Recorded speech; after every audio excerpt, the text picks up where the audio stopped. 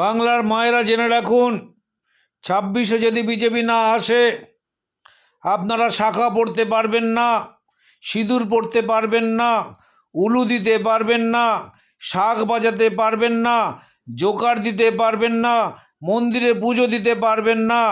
এটা হয়ে যাবে পশ্চিম বাংলাদেশ। বক্তা কে? অগ্নিমিত্র পল। অপদার্থ গাধা অগ্নিমিত্র পল।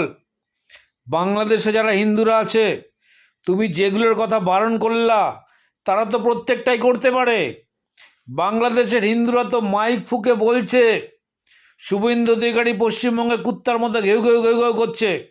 আমাদের বাংলাদেশ শেষে দেখে যাও আমরা হিন্দুরা কত সুখে আছি। শুনেছো এই কথাটা? শোনোনি?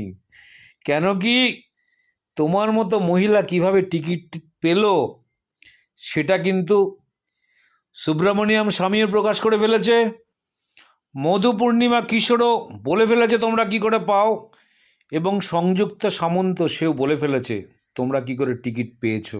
বাংলার মানুষও বুঝতে পেরেছে তোমরা কি করে টিকিট পেয়েছো। কেন কি 3 কোটি টাকা দেওয়ার মতো ক্ষমতা তোমার নেই। বাংলার মানুষ বোঝে তুমি কিভাবে টিকিট পেয়েছো।